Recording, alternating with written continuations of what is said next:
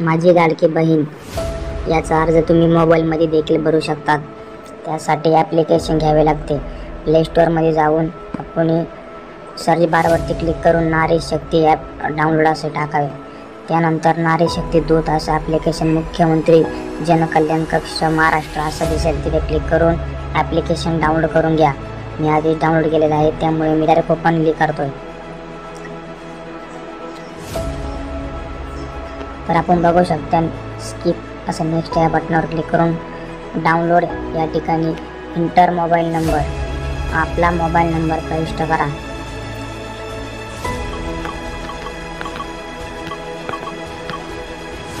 Expect terms या बटनावर click करून तुम्ही स्वीकारा असा करा. स्वीकारल्यावर तुम्हाला द्यावा लागेल. लॉग इन या बटनावर क्लिक करून तुम्हाला एक OTP मोबाईलमध्ये दिला जाईल. हे बघा OTP आला 5271 असा OTP आलेला आहे. तुम्हाला देखील 4 अंकी OTP येईल. व्हेरीफाय OTP या बटनावर क्लिक करा.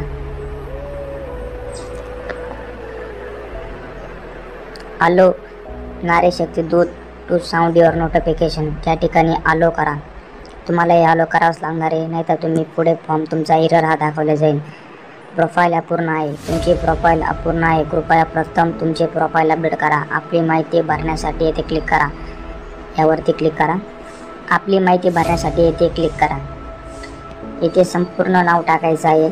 संपूर्ण नाव जर टाकलं नाही तर आपण या ॲप्लिकेशनमध्ये रिटर्न येऊ शकतो. या ठिकाणी संपूर्ण नाव टाकायचं आहे. ईमेल ID आपली टाकायची आहे जी असेल ती. जिल्हा आपण निवडायचा आहे. या ठिकाणी बघा तालुका देखील ऑप्शन, तालुका याच्यावर क्लिक करून आपला तालुका कोणचा आहे यावरती क्लिक करा. प्रोफाईल अपडेट करा.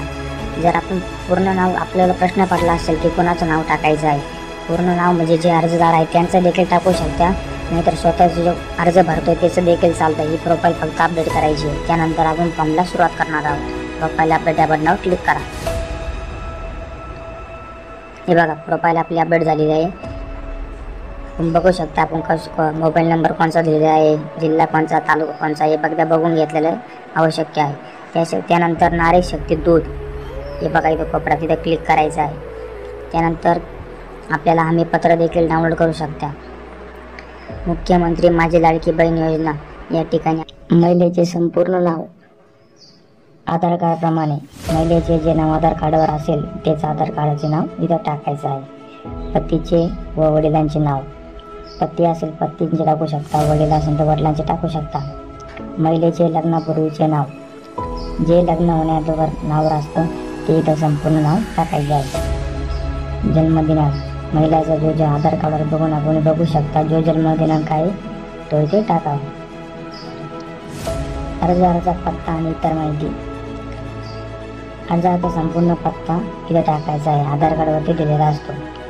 आधार कार्डनुसार पत्ता, गाव, शहर, आपण कुठे राहता, गावात राहता की शहरात राहता हे देखील या ठिकाणी टाकायचं आहे. ग्रामपंचायत, नगरपंचायत, नगरपालिका आपण यापैकी ग्रामपंचायत असं निवडायचं आहे. किंवा तुम्ही सिटीमध्ये राहता नगरपंचायत जे असेल ते टाकायचं आहे. पिनकोड, तालुक्याचा आपल्याला पिनकोड टाकायचा आहे. मोबाईल क्रमांक, महिलेचा मोबाईल क्रमांक या ठिकाणी टाकायचा आहे. आधार कार्ड क्रमांक, आधार कार्ड क्रमांक नीट टाकायचा आहे जेणेकरून तुमची माहिती पूर्ण त्यांना पोहोचेल. शासनाच्या इतर विभागात राबवण्यात येणाऱ्या आर्थिक योजना लाभ घेत आहात का? तुम्ही कोणता सरकारी योजनेचा लाभ घेत आहात का? नसेल तर नाही म्हणायचं आहे. विभाग, नियम, योजना, विवाहिक स्थिती, तुम्ही लग्न केलेलं आहे इथे देखील टाकू शकता. विवाह स्थिती, महिलेची जन्म परप्रांतात झालेला आहे का? दुसऱ्या राज्यामध्ये महिलेचा जन्म परप्रांतीय राज्यात झालेला आहे का? म्हणजे महिलेचा आपला जन्म राज्याच्या बाहेर झाले असेल तर तिथे पतीचे डॉक्युमेंट टाकावं लागणार आहे. त्या ठिकाणी नाही म्हणायचं आहे. बँकेचे नाव, बँकेचे नाव जे आपल्या आधार अकाउंट नंबर जे नाव असेल ते टाकायचं आहे. अर्जदाराचे खाते असलेल्या बँकेचे तपशील, बँकेचे संपूर्ण नाव टाकायचे आहे. बँक खाते क्रमांक, या ठिकाणी बँक खाते क्रमांक टाकायचा आहे. बँक खातेधारकाचे नाव. अर्जदाराचे खाते असलेले बँकेचे तपशील. बँकेचे पूर्ण नाव टाकायचे आहे. बँक खाते धारकाचे नाव. बँकेत ज्याचा अकाउंट नंबर आहे महिलेचं ते नाव टाकायचं आहे. बँक खाते क्रमांक. बँक खाते क्रमांक देखील या ठिकाणी टाकायचा आहे. IFSC कोड जो बँकेच्या पासबुकवर दिलेला असतो तो देखील या ठिकाणी टाकायचा आहे. आपल्या आधार कार्ड क्रमांक बँक खात्याला जोडलेले आहे का. आपले आधार कार्ड हे बँक खाते नंबरला जॉईंट असलेले पाहिजे. नसेल तर आपण बँकेत जाऊन ते करून घ्यावे. जे फॉर्म भरण्याच्या आधी ते करावे. आधार कार्ड या ठिकाणी अपलोड करायचं आहे. कॅमेरा देखील गॅजेट देखील ऑप्शन आलेला आहे. तुम्ही डायरेक्टली कॅमेरा थ्रू फोटो काढून अपलोड करू शकता.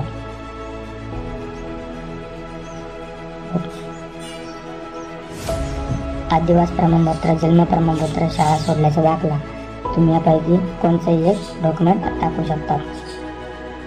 उत्पन्न प्रमाणपत्र, पिवळे किंवा केशरी रेशन कार्ड यापैकी एक देखील टाकू शकतात. अर्जदाराचे हमीपत्र.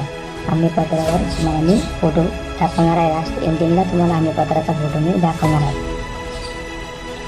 बँक पासबुक हे देखील या ठिकाणी अपलोड करायचं आहे. महिलेचा जन्म राज्यातील असल्याच्या पतीची कागदपत्रे. बाहेर जन्म असेल तर तो नाही टाकायची गरज आहे, नाहीतर मग नाही टाकलं तरी चालेल. या ठिकाणी एक्सपर्टवरती क्लिक करून स्वीकारा यावरती क्लिक करा. हमीपत्र डिस्क्लेमर माहिती जतन करा. या ठिकाणी लास्टला एंडिंगला माहिती जतन करायची आहे.